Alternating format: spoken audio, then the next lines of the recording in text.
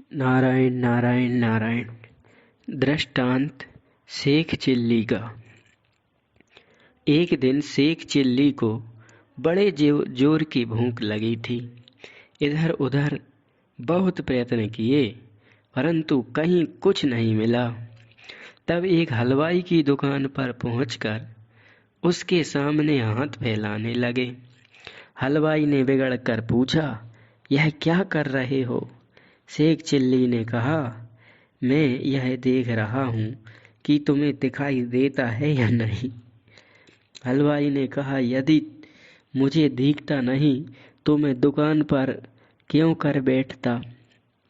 तब इन्होंने कहा, भले आदमी, जब तुम्हें दिखाई पड़ता है तो इन मिठाइयों को क्यों नहीं खाते? हलवाई ने कहा, वाह, मिठाइयों को खाकर मैं अपना घर बिगाड़ूं? तब शेख चिल्ली ने कहा, अच्छा भैया, तुम अपना घर बचाओ, मेरा घर बिगड़ने दो। ऐसा कहकर एक मिठाई की भरी थाल उठाए और सड़क पर बैठकर खाने लगे।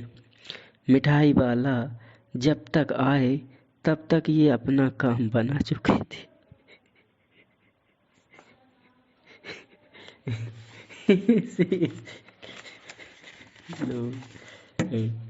दूसरा दृष्टांत कांचीपुर स्वामी जी का। श्री स्वामी यमुनाचार्य जी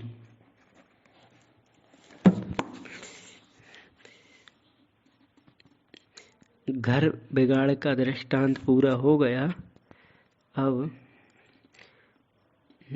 लीनो अपनाए पर दृष्टांत।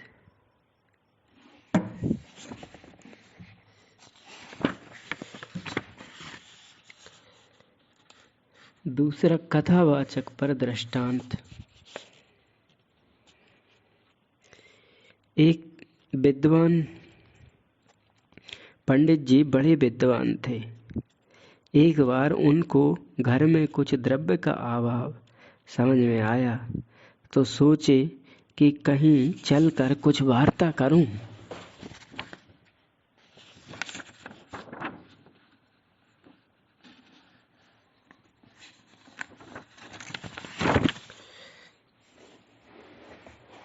जिससे सहज में प्रचुर धन हाथ में लग जाए। यह विचार कर अपना पोथी पत्रा लेकर घोड़ी पर चढ़कर एक गांव में गए। वहां के मुखिया से मिलकर रामायण की कथा प्रारंभ कर दी। लेकिन कथा सुनने गांव का एक भी आदमी नहीं आता। पंडित जी ने गांव के 2-4 प्रतिष्ठित लोगों से कहा कि भाई, हम रामायण की कथा कह रहे हैं, आप लोग सुनने के लिए तो आया करो। इन लोगों ने बड़ी सरलता से कहा, महाराज, हमें विश्वास है कि आप इतने बड़े विद्वान झूठ नहीं कहेंगे, पोथी में जो लिखा है वही कहेंगे, इसलिए आप तो कहते जाइए, हम लोगों को क्यों बुलाते हैं? पंडित जी चुप मार कर कहते गए।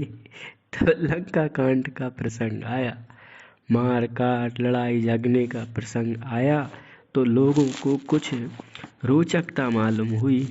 अतः अब कुछ लोग बैठकर कथा सुनने लगे। पंडित जी ने महीने भर कथा कही, परंतु एक पैसा भी पूजा भेंट में नहीं मिला। उस गांव के लोग जानते ही नहीं थे कि कथा की पूर्णाहुति पर कथावाचक को दक्षिणा दी जाती है, ग्रंथ की पूजा की जाती है। पंडित जी ने कथा समाप्त कर पोथी पत्रा बांधा और बड़े उदास मन से वहां से घर की राह ली। अभी पंडित जी कुछ दूर गए थे कि इधर इन गमारों में विवाद हो गया कि राम राक्षस थे कि रावण। जब आपस में कोई निर्णय नहीं हो सका तो एक वृद्ध ने कहा, अरे भाई, तुम लोग आपस में क्यों लड़ रहे हो? पंडित जी तो अभी थोड़ी ही दूर गए होंगे, दौड़कर उन्हीं से क्यों नहीं पूछ लेते?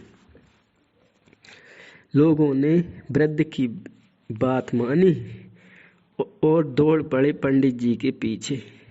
दूर से ही आवाज लगाना शुरू कर दिए। पंडित जी ने पीछे मुड़कर देखा तो गांव के कुछ लोग दौड़ते हुए अपनी ओर आते दिखाई दिए। पंडित जी ने सोचा, मालूम पड़ता है कि भेंट पूजा देने के लिए आ रहे हैं। मेरे आने के बाद लोगों ने चंदा किया होगा, उसे ही लेकर आ रहे हैं। अतः पंडित जी ने घोड़ी को रोका। तब तक सभी पहुंच गए। पंडित जी ने बड़ी उत्सुकता से पूछा, कहो यजमान, कैसे आए? गांव वालों ने पूछा, महाराज, आपने इतनी कथा कही, परंतु यह तो बताया ही कि राम राक्षस थे या रावण। पंडित जी ने झुंझला कर कहा, मूर्खो, न राम राक्षस थे न रावण। राक्षस तो हम हैं जो तुम जैसे महाराक्षसों को कथा सुनाई। इतने भगवान से विमुख थे उस गांव के लोग कि यह भी नहीं जानते थे कि राम कौन थे, रावण कौन था। ऐसे ही विमुख देश में श्री चतुर्भुज जी महाराज भगवान का प्रचार करते हुए पहुंचे।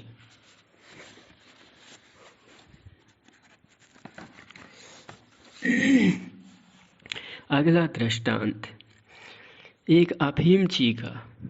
पुरानी बात है, रात्रि के समय एक अफीमची ने अफीम के नशे में उन्मत्त हलवाई की दुकान पर जाकर एक छदाम की रेवड़ी खरीदी और फेंट में रखकर एक एक रेवड़ी कुटकता हुआ तथा नशे में झूमता हुआ सड़क पर जा रहा था। इतने में एक रेवड़ी उसके हाथ से छूटकर जमीन पर गिर पड़ी। उसने बहुत ढूंढा पर वह ना मिली। तब उसने के ढूंढने के लिए एक दमड़ी का तेल लिया और बड़ी बत्ती बनाकर उसमें डुबाया। फिर उसे जलाकर उसके प्रकाश में ढूंढने लगा। बड़ी देर बाद आखिर वह रेवड़ी मिल ही गई। तब बहुत खुश होकर रेवड़ी को उठाया और झट मुंह में डालकर कुटकने लग गया तथा ईश्वर को बहुत बहुत धन्यवाद दिया। एक आदमी इसका यह तमाशा देख रहा था। उसने अफीमची के पास आकर कहा, तू बड़ा बेवकूफ है कि एक रेवड़ी को ढूंढने में एक दमड़ी का तेल खर्चा कर दिया और इतना परिश्रम किया। इससे अच्छा तो यह था कि तुम एक दमड़ी की रेवड़ी ही खरीद लेते। अफीमची ने कहा, तुम क्या जानो कि उस रेवड़ी में कितना स्वाद था। उस पर तो जान निछावर थी। एक दमड़ी के तेल और परिश्रम की तो बात ही क्या।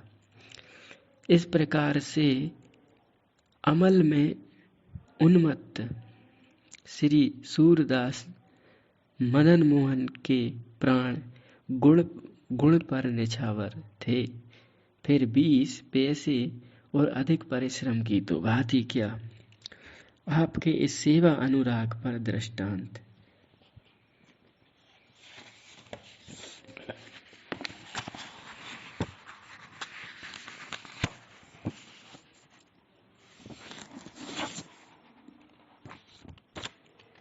अगला दृष्टांत कांची पूर्ण स्वामी जी का। श्री स्वामी यमुनाचार्य जी के परम कृपा पात्र स्वामी कांची पूर्ण जी की सेवा से संतुष्ट होकर भगवान श्री वरदराज जी ने इन्हें प्रत्यक्ष दर्शन देते और उनके साथ विविध लीला विनोद करते। श्री कांची पूर्ण जी कहते कि भगवान मेरा आलिंगन करें और इसके लिए अपनी ओर से चेष्टा भी करते, परंतु आलिंगन के नाम पर भगवान दूर हट जाते। एक दिन इन्होंने साहस बटोर कर पूछा, जय जय प्रभु, आपकी तुच्छ दास पर इतनी अपार कृपा है जिसका वर्णन नहीं किया जा सकता। फिर भी आप मेरा एक मनोरथ पूर्ण क्यों नहीं करते? मेरी बड़ी अभिलाषा है आपके आलिंगन की। श्री वरदराज भगवान ने कहा, कांची पूर्ण जी, यह मेरा भक्त सर्वस्व है। जब तक मेरा कोई अनन्य भक्त किसी जीव को अपना नहीं मान लेता, तब तक मैं उसे यह भक्त सर्वस्व, अपना स्वरूप आलिंगन नहीं प्रदान करता। फिर तो श्री कांची पूर्ण जी को इसकी चिंता लग गई कि कोई वैष्णव मुझे अपना कहे। इसके लिए उन्होंने भेष बदलकर अपने बड़े गुरु भाई श्री स्वामी महापूर्ण जी के यहाँ गाय चराने की सेवा करने लगे। स्वामी श्री महापूर्ण जी इनकी सेवा से बड़े संतुष्ट रहते थे। एक दिन गाय शाम को आ गईं, परंतु कांची पूर्ण जी घर नहीं आए। तब श्री महापूर्ण जी को बड़ी चिंता हुई कि ग्वारिया क्यों नहीं आया, कहीं वन में भूल तो नहीं गया, कहीं जंगल में सिंह व्याघ्र आदि किसी हिंसक जीव के द्वारा कुछ अनिष्ट तो नहीं हो गया, कहीं उसे कुछ शारीरिक कष्ट तो नहीं हो गया, कहीं किसी व्यवहारिक त्रुटि से क्षुब्ध होकर चला तो नहीं गया, आदि आदि अनेक शंकाएं मन में करते हुए श्री महापूर्ण जी इन्हें चारों ओर खोजने लगे। जो भी मिलता उसी से पूछते, अरे भाई, मेरे ग्वारिया को क्या आपने देखा है? मेरा ग्वारिया कहाँ चला गया? इस प्रकार वे बार बार मेरा ग्वारिया कहकर आवाज लगाते एवं सबसे पूछते डोलते। तब तक श्री कांची पूर्ण जी आ गए। इन्होंने श्री महापूर्ण जी को मेरा ग्वारिया कहते सुन लिया। फिर तो ये उनके चरणों में पड़ गए और बोले, महाराज, आज आपने मुझे कृतार्थ कर दिया, आपने मुझको अपना मान लिया, तो अब मुझे विश्वास है कि प्रभु भी मुझे अपना लेंगे। फिर इन्होंने अपना पूर्ण परिचय दिया। इनकी भावुकता पर प्रसन्न होकर श्री महापूर्ण स्वामी जी ने इन्हें हृदय से लगा लिया और आशीर्वाद दिया कि तुम्हें अवश्यमेव श्री वरदराज भगवान अपनाएंगे। फलस्वरूप जब श्री कांची पूर्ण जी पुनः श्री वरदराज भगवान की सेवा में उपस्थित हुए तो श्री प्रभु ने दौड़कर इन्हें हृदय से लगा लिया। इसीलिए श्री चतुर्भुज जी बड़े प्रसन्न हुए। जब संतों ने मुझे अपना लिया तो श्री ठाकुर जी भी मुझे अवश्य अपना लेंगे। इस प्रकार के भाव मिलते हैं भक्तमाल चरित्र में। यह जो दृष्टांत हैं यह भक्तमाल के हैं और भक्तमाल का यह तृतीय भाग था, जिसकी यह कुछ दृष्टांत मिले वृंदावन की पवित्र भूमि पर। आप सबको राधे श्याम। जय जय श्री राम।